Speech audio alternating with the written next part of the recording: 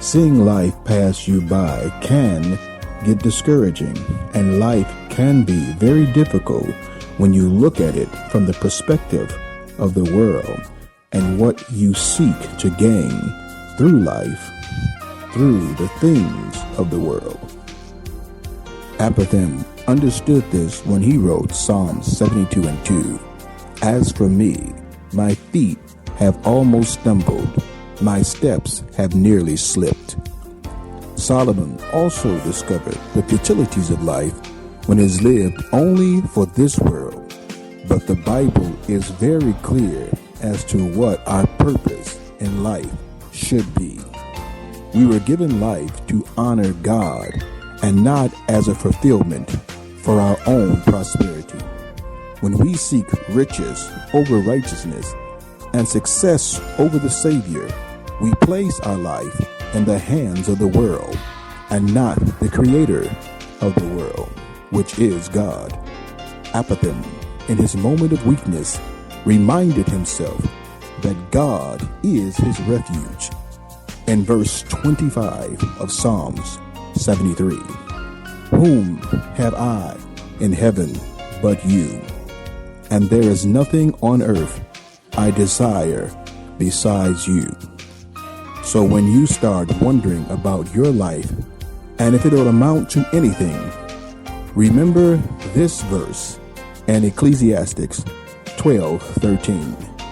In the end of the matter, all has been heard. Fear God and keep his commandments, for this is the whole life of man. This is Reverend Rick McCain with something you should know.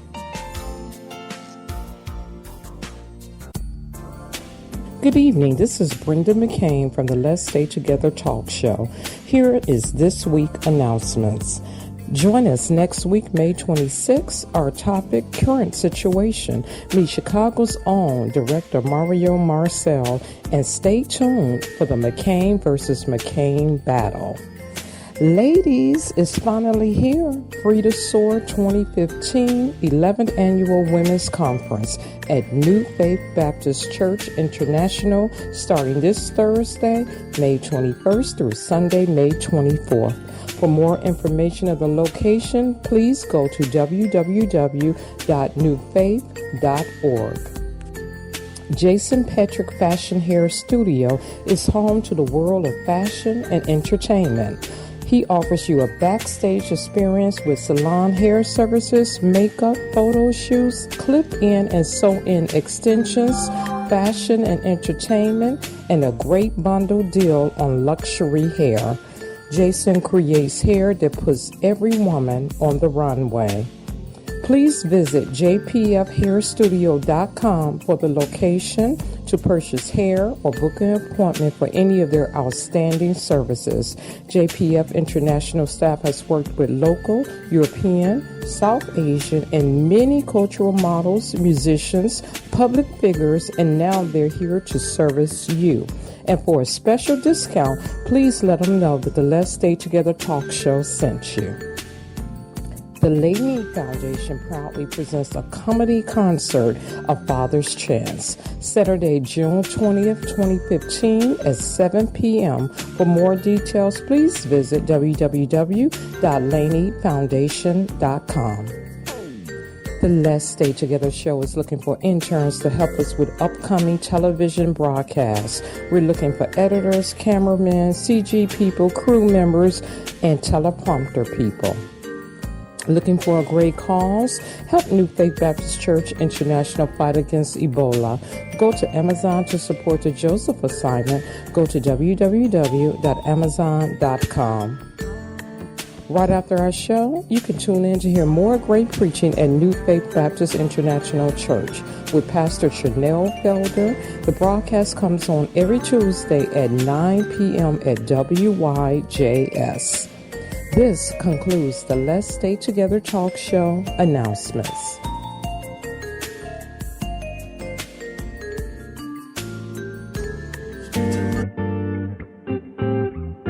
You are now returning to the Let's Stay Together talk show. All right. Welcome back to the Let's Stay Together show. We're talking about current situations here, and one of the things that we're talking about is the situation where the Cleveland cop was found not guilty for killing two people in a car where there's about 137 shots in the car, and 13 of them was fired by an officer, supposedly. The numbers changed, 13, 15, 30. 49, but he shot point blank in the car to kill the suspects who, for some reason, the police felt that he feared for his life and decided that 13 or 30 or 49 shots were required. Again, we're not sitting here trying to place any judgment. We're looking at the facts of certain things, and the thing about it is that it's starting to look like police officers are now above the law. We've always thought that, but now you're seeing a lot of situations where African American males are getting killed. Now, that's the big situation here because it's not white males getting killed. It's not going to be an uproar. And I know I'm saying this and you're saying, well, it's a preacher. Yes, a preacher. Wrong is wrong. I would be saying the same thing if white males were getting killed and black men wasn't. It's wrong. We cannot sit there and start making our origin, our ethnicity, a situation where it's more important than in life itself. And so this situation is getting kind of bad where the point where the officer shot at the people while they were in the car, supposedly dead. Baby, you got something you want to say over there? Yeah, the shooting was over in 17.8 seconds. I saw that. Russell was shot 23 times and Williams was shot 24 times. Prosecutors said evidence showed that Brillo fired 49 times.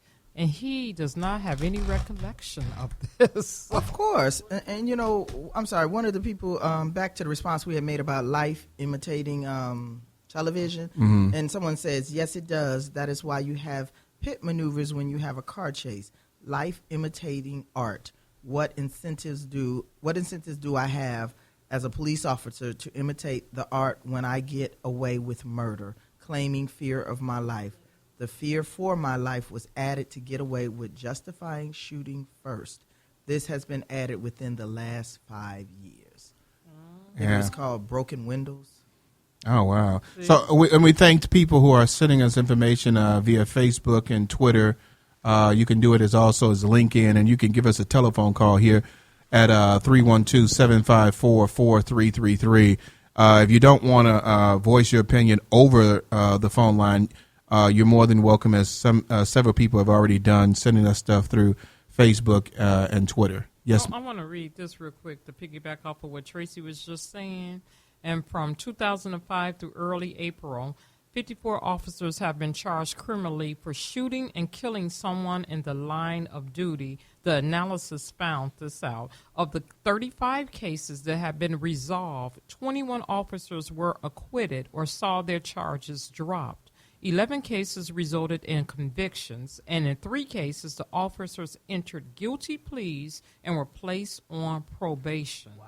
It's been nearly 2 years since the officer has been convicted in a fatal shooting of someone in the line of duty. Brillo is the second officer in Ohio to face charges in a decade. The officer who was acquitted.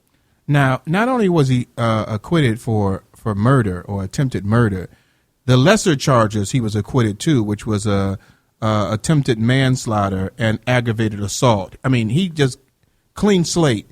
He didn't get convicted for anything, and the judge was basically saying that they could find no evidence that he and he alone was trying to his intent was to kill. Now, a black man can shoot a gun at a police and he can be jailed for 20 years, get shot at and killed, and they will say, I feared for my life. But a car is shot at 137 times, and you can't determine that person or someone was trying to kill that, if you can't determine that that one person tried to kill someone, all of them should be on trial until you can find out who it is. Not just one person that you figure you can get away with. And Rambo, who jumps on the car, shouldn't have been the person that gets away with saying you don't know what happened. But it's getting to be to a point where it's going to get so violent, because at a point people are not going to believe that the law is the law anymore, where they're going to start believing that they can't trust the policeman anymore. You know, Officer Friendly has been dead for so long. It's unbelievable. You don't even, do policemen even go there anymore? And again, I'm not, you know who that is? There are some great policemen out there. I mean, and majority of them are great people. They're putting their lives on the line. We salute you. We thank you very much. But you can't hide behind the badge for those who are not. You can't sit there and allow blue to be more important than life itself. But did you just hear one of the important things that was just said? I don't know if you were listening to Jamie and I said, "Oh, you know who Officer Friendly is? Don't you know who Officer Friendly is?" She shook her head. No. Right, because 22 years old. It's not her reality. Officer Friendly don't come, anymore, to anything anymore. Back in the day, you used to have policemen used to be on places like Sesame Street and talking, and firemen would come there and like, "Hi, this is Ernie from Sesame Street, and we've got Officer Friendly on there. Hey, Officer Friendly, tell us what a good boy should do."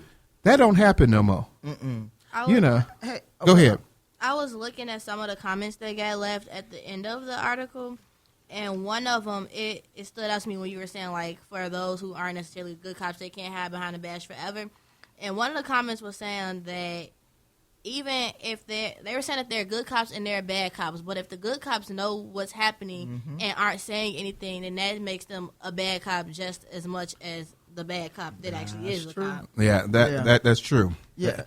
I can't argue with that comment. At all. I do have something to say on that. What? It was one cop out of all of those cops that came forth and told the truth, and he got shut down. So the cops are looking out. So what did they? So you had some information on that. He had basically said some things. So if you got that, read that. What it basically said, because there was one cop that actually was speaking about what he saw, and they apparently didn't believe this cop over the other ones that decided to say nothing. They believed him.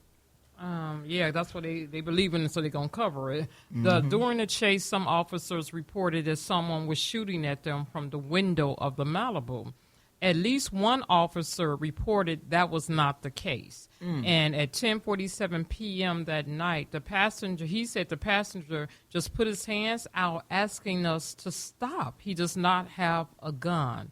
He had black gloves on. The officer said, according to the transcript, there's a red pop can in his hand.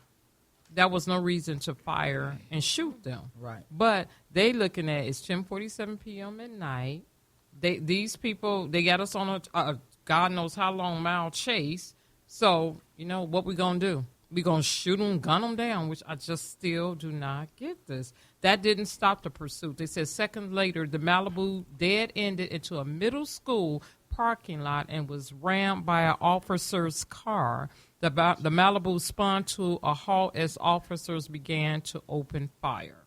Now, this is when the car ran into the building or whatever, and Brelo got out with his Glock and decided to play Rambo. And Ren, someone's saying that he was actually convicted of the felonious assault, but in the line of duty, so that makes it a police matter, and they can make a decision to do something about it.